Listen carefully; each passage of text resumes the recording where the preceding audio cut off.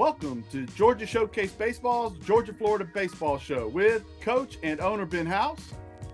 Ben, how you doing? How you doing? How you doing, Kevin? I'm good, man. I'm good. I'm Kevin Perkins. I'll be the host for today. And our guest is Christian Castorri. How we doing, Christian? Doing well, Kevin. Nice to be here. Thanks, all right. Kevin and Ben. Yeah. Christian is a former minor league player, college coach, scout for the Marlins, and he has transitioned into owning his own travel baseball organization and facility with five-star Atlanta. Sounds like you've done a lot of things. I've done some things. I've hit a lot of miles on the road. So like most folks involved in baseball, it's a lot of travel. So yeah, I've been around a little bit and met a lot of great folks along the way. Good. Okay, so we're going to learn a little bit about starting out your own organization, some of the trials and complications to trying to do that. We're going to learn a little bit about Christian. We're going to learn a little bit about his cachet, and we're going to learn about him and Ben, how they got to know each other a little bit, and some of Christian's philosophies on how he runs things. We're going to do all of that after this.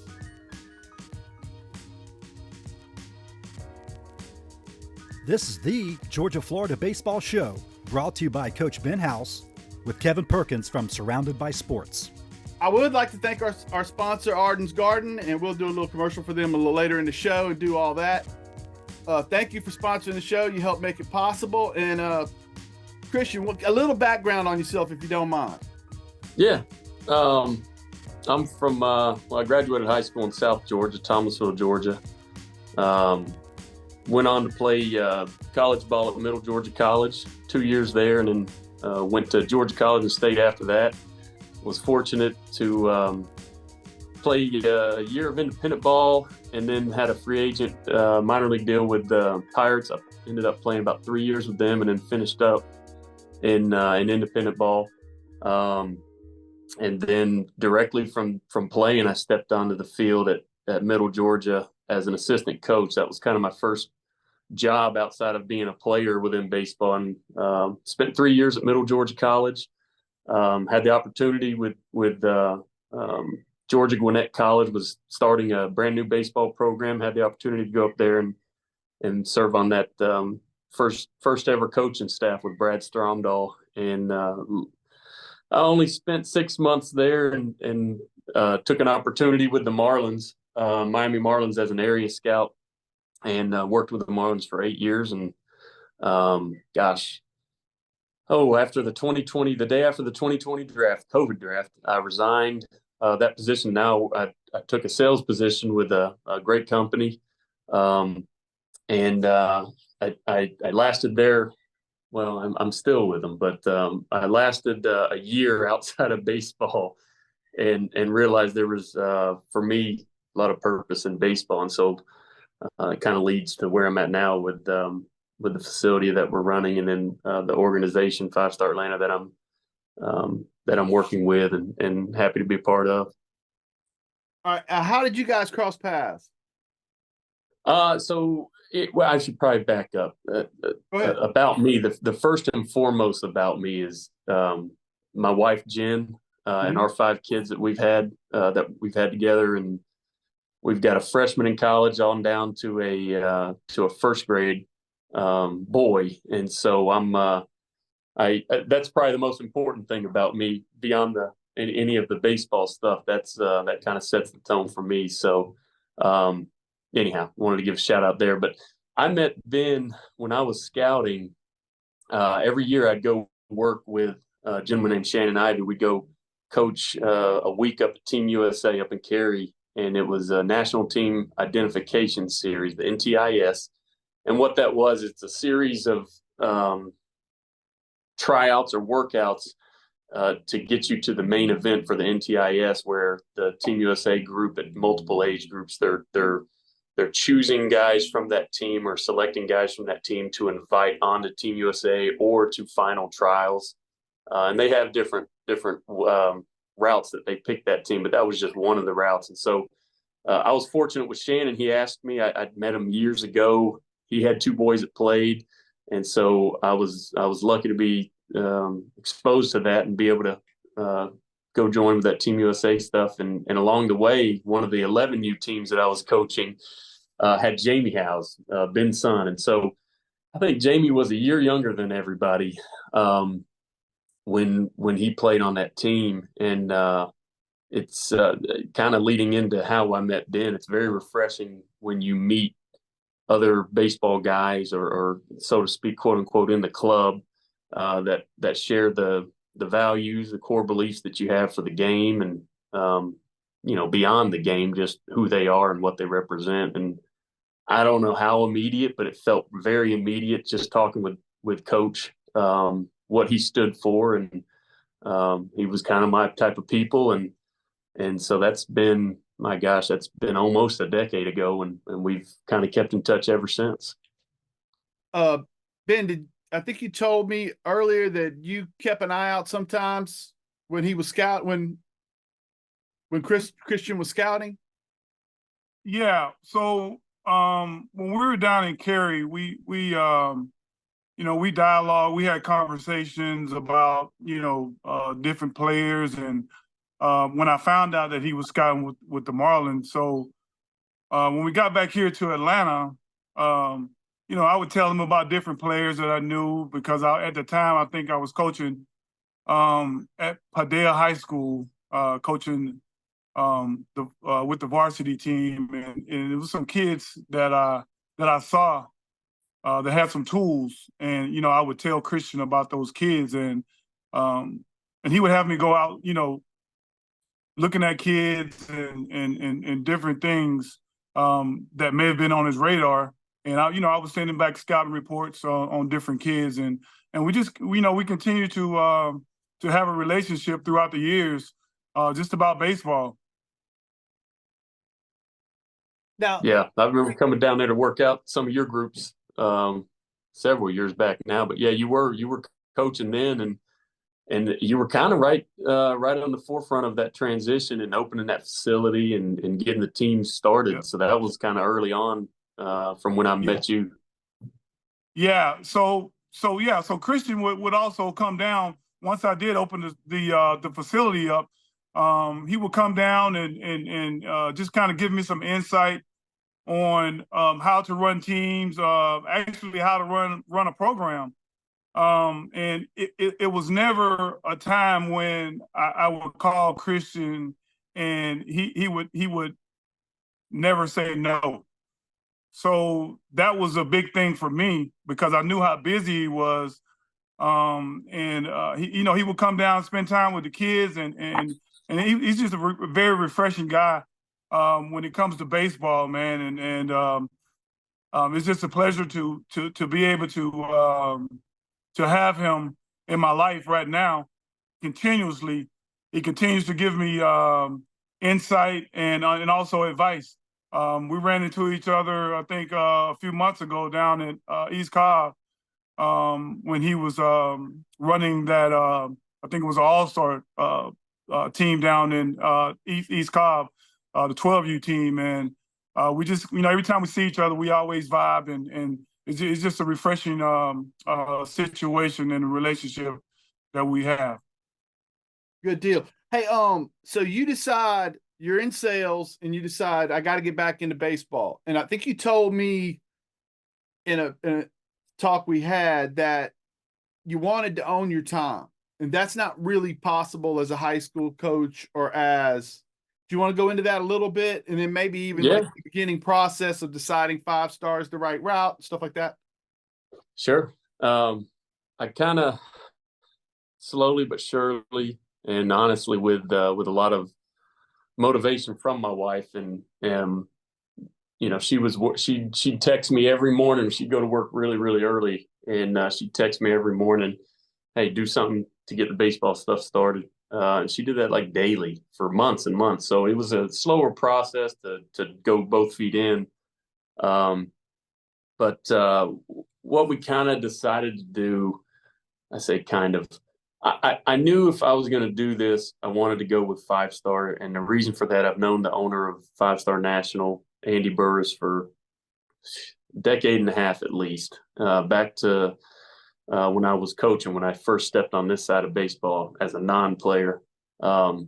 He would run a lot of events down there in Central Georgia, so we got to know each other pretty well. And honestly, we've talked monthly or weekly ever since that point. And so owning your time, I think, as a high school coach, as a college coach, as a scout, anybody that's going to work in baseball at those levels and really and truly at travel ball, I'm finding out it's really tough to own your time because your devotion is to the teams that you coach, the players that you coach.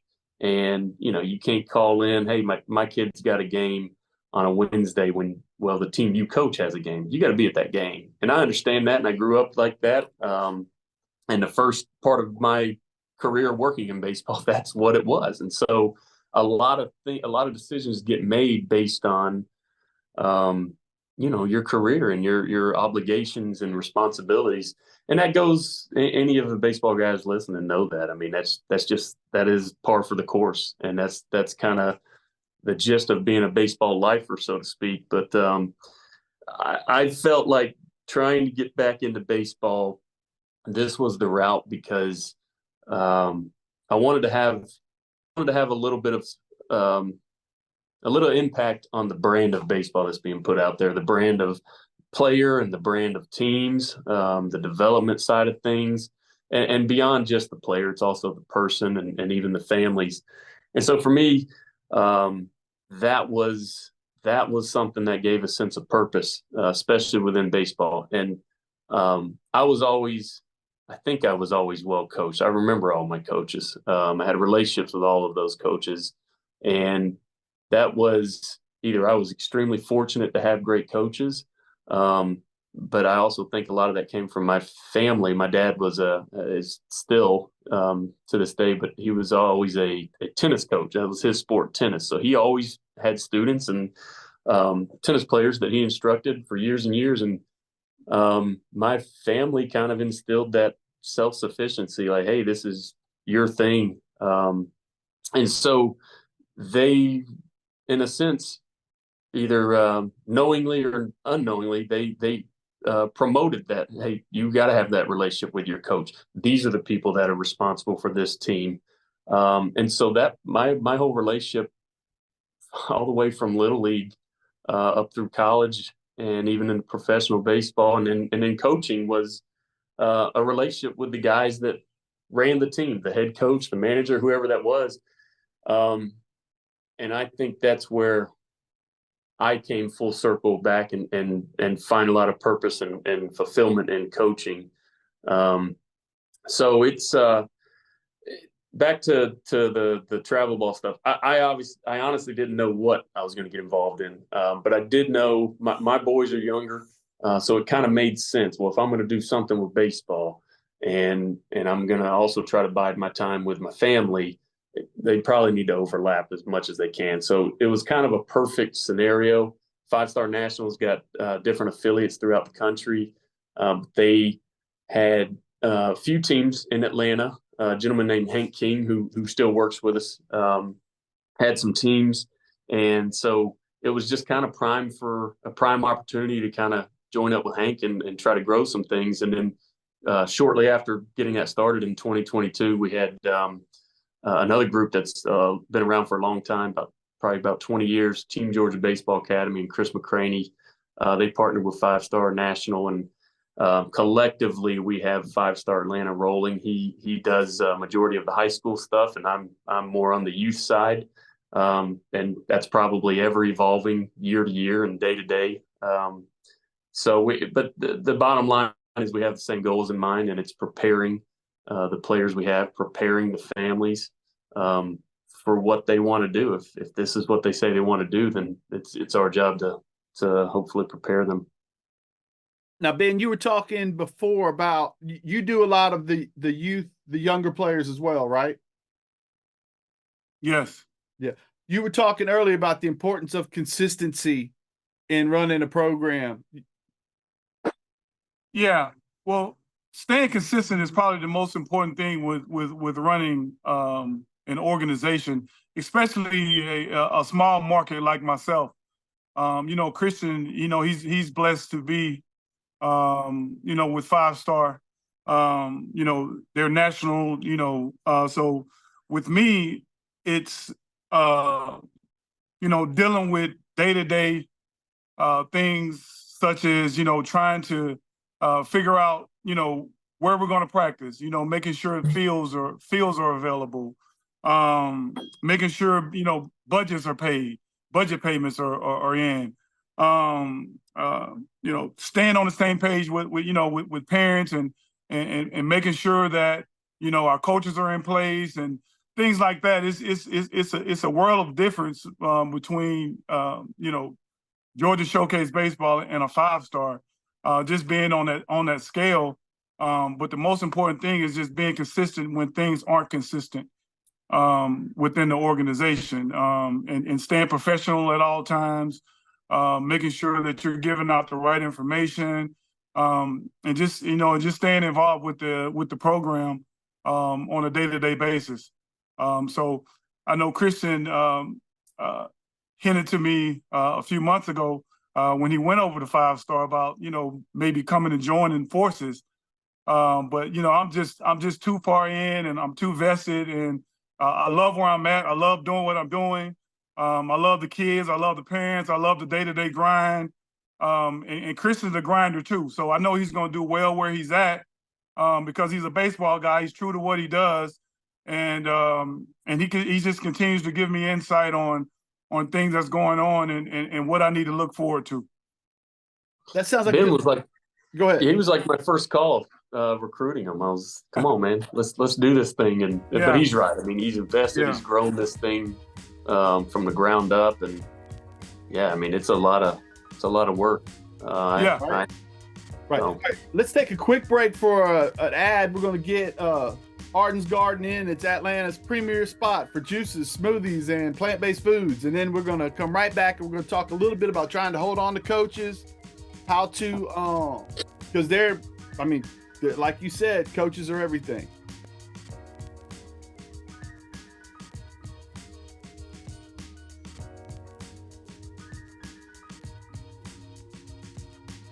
All right. Now we're back. Let's talk about, thank you again, Arden's Garden, by the way. And let's talk about how do we keep coaches, it's tough, right? To have the funds and they have to kind of supplement their income with private lessons, but those private lessons are needed usually, right? You'll talk about that some, Christian? Yeah, that's probably something as a parent I didn't quite grasp until my kids kind of got older. With the whole travel ball industry, which is kind of sad to say, but that is what it is. You're not able to get the 5 days a week of practice necessarily with a team, and if you did, and you're paying coaches for those 5 days a week, you'd be charging quite a bit. And so, being able to keep coaches, baseball for me, it is a people business, straight up people business. And if you're treating people the right way, if you have some integrity about you, all the other stuff just falls into place for you. I'm a big believer in things work out. And one of the sayings Andy Burris, the owner of 5-star, has is, he said, I don't know how this is successful. I just wake up every morning and go to work. And so I believe that. I prescribe to that. And I think anybody that's involved in baseball has to, if you want any longevity in the game at any level, or any level of the game, you got to have some, wake up every morning and go to work. There's got to be that consistency that Ben was talking about. But being that it is a people business, good coaches are the path to success. It's sport and competition is merit-based, and coaches that can understand that and bring that out in players is just irreplaceable. I mean, you can't pay good coaches enough, and especially in travel ball, it's tough to pay them enough at all. But when you get good ones and they're there for the right reasons, they're keeping the main thing, I just think sport and competition and team and all that stuff transcends so many of the issues or headaches that we have in everyday society. And that's kind of what I've always known. I think anybody that's been a part of the game or works in the game, they kind of feel that or understand that as well. But I want the brand of baseball we want to put out there is tenacious, have some tough players, have some competitors, have guys that want to be good, not guys that want to be popular. And there's a huge difference there. And that's probably the biggest, one of the bigger things I see is a lot of people want to be popular. And then there's people that want to be good. And we're looking for the ones that want to be good. So to have those tough players, there's got to be adversity and toughness instilled in them, whether that's at home. You hope it's at home. Because then coaching becomes really, really easy for those kids. But if it's not instilled at home, you hope that that's something they can get on the field or when you have them with your coaches. And it's cliche, but, baseball and sport and all that stuff taught me a lot of lessons throughout life. And life ain't easy. So you gotta have an answer and be able to be resilient and have some toughness to you. So I wholeheartedly believe that. And with the coaches, like I said, they're irreplaceable when you get the right ones. And if you're playing centers around having the right coaches, all the other stuff's going to fall into place. Yeah. So the first time I heard no from Christian was when I asked him to come down here and help me coach. And it wasn't a no where he didn't want to do it. It was a no where it was the time, the drive and the hours that it takes to do this, because it's tough. And with me being a nonprofit and needing help, through corporate sponsors and things like that, and just having to be creative on how I'm going to pay my coaches, that's a tough thing. When you have all of these expenses, you plan for tournaments, you got to pay for facility. It gets costly. So with me, doing different things and having different streams of income to actually be able to afford to pay my coaches, it gets tough. It gets stressful at times, but we make do with what we have. And it works, and it's been working. Now, both of you like to have guys that have been through. I believe you were a perfect game product. Is that right, Christian? I went to I think 2 different showcases when I was a senior in high school, and it was, South Georgia tucked away. It wasn't prevalent back in the early 2000s, but it was in certain pockets of the United States. And so, yeah, I did a couple of events there and played with some good players. Well, my point to that was you both like to bring back coaches that have been in your, well, not you as much because they haven't been in your system yet, but you would like to bring coaches in that have either played college ball and are looking for something to do while they figure out their career, or in your case, they've been through your system and come back and help you while they're doing other things. Is that true for both of you? Yeah, well, for me, a lot of guys that have gone through the system, that are playing college baseball, that have played college baseball, we like to bring those younger kids back in to kind of recycle and to to give some youth into the program, because the kids seem like they they feel as if those kids that have played college baseball, that have may have played in the minor leagues, coming back, they feel connected to those guys, much like myself.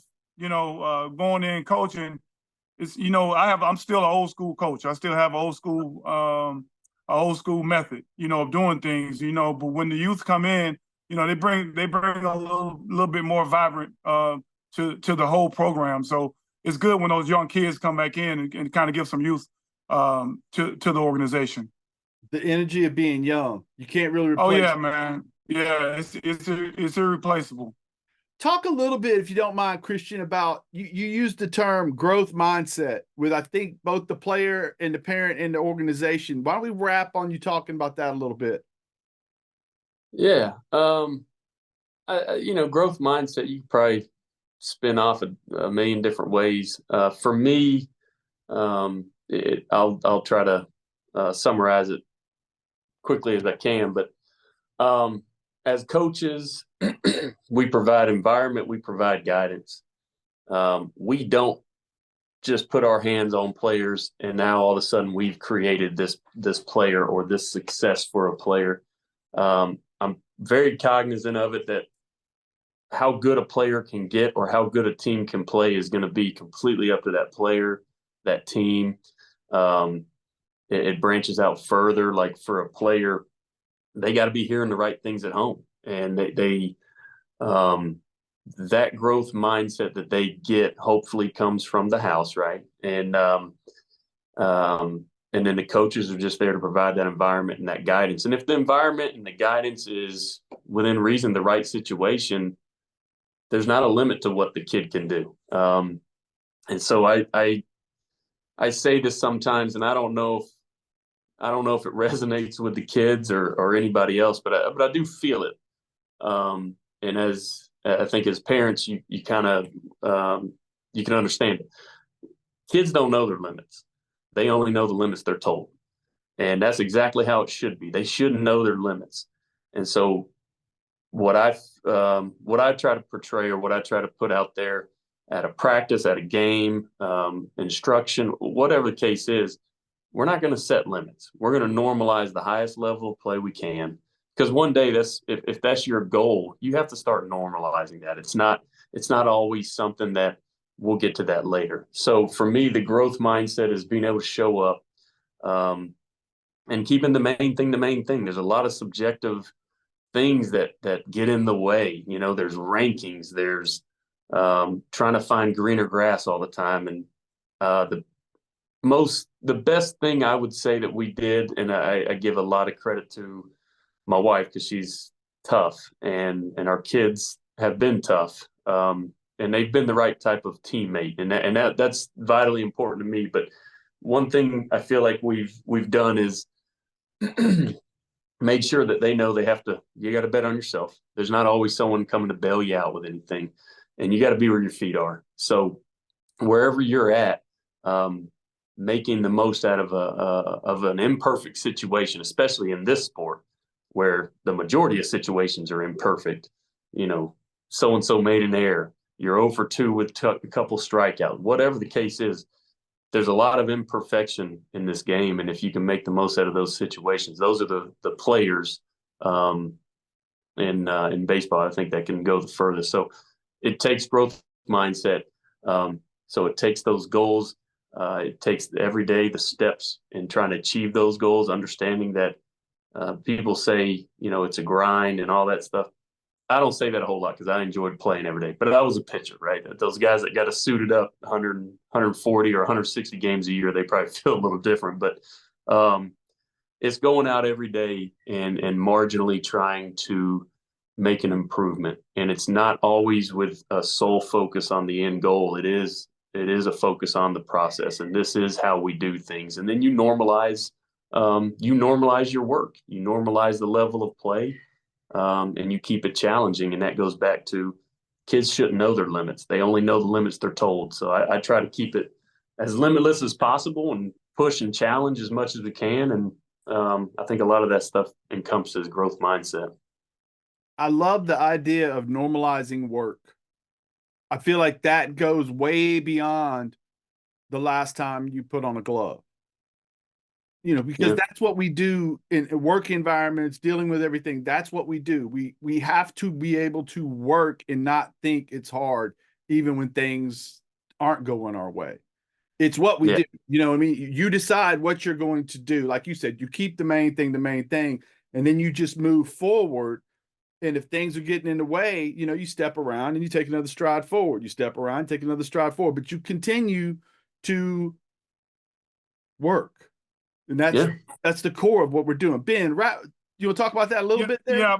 Yeah. But I think the parents have to be a little bit more involved in that, especially with the younger ones. They have to have that mindset, because if they're not getting these kids to practice, if they're not getting these kids lessons, it becomes difficult for a coach to actually to get these kids to where they are. As a coach, you're looking for one thing, but as a parents have different sets of eyes. So parents are looking for something different than what we're looking for. Especially those parents that don't bring the kids to practice, and they're not getting those kids individual lessons. What kind of progress are you looking for? What are you going to get from that? So I think parents have to have a different mindset, especially the younger ones, as to what they're actually looking for. Because here at Showcase, it's all about development and getting these kids to a certain level within that 2 or 3 year radius. If you got a team, kids from 7 to 12 years old, that's a pivotal age that these kids have to start developing. And if these parents aren't getting these kids to practice and they're not getting them individual lessons, it's tough. So when they get 13, 14, 15 years old and they're in high school, that what Kristen was talking about earlier was trying to be popular, that goes out of the door because those high school coaches aren't going to put you on the field. Right. They're trying to win. So, a lot of these kids are going to hit reality when they get in high school if they aren't doing the things that they need to do at a young age to get that development piece. It's just the reality of the game. The game's going to the game's going to show you that. Right. There are no shortcuts. That's for sure. Yeah, you can't cheat this game. It just doesn't work like that. And the most important ability is availability, right? If you ain't there, you can't play. And that's the big thing. Let's wrap on that. Ben, tell people how they can get in touch with you. My direct number is 678-469-5994. My IG is showcase_baseballga. And my email is showcasebaseball.georgia, spelled out, @gmail.com. And don't forget about Georgia Showcase Apparel, who is also a sponsor of this show. Christian, how do people get in touch with you? Well, they can. You can always call my cell number 770-880-1890. My email is Castorri16@gmail.com. That's CASTORRI16 @gmail. Or we got an indoor facility over here in Sewanee, and it's gonna be called The Hit, and we're in the midst of launching it and putting all the website and social media stuff together. So I'm dragging my feet on that stuff. So, well, hopefully, can I get an invite? You come on up anytime, Ben. All right, thanks, Christian. And hopefully, when you get that thing kicked off, we can have you back on, talk a little bit about all that. Yeah, I'd be happy to. I'd be proud to. All right, man. Thank you to Arden's Garden for sponsoring this. Ben, thank you for sponsoring this and putting this together. And folks, y'all have a good day. Appreciate it. Thanks, KP. Thanks, Thank you so much, man. Thank you.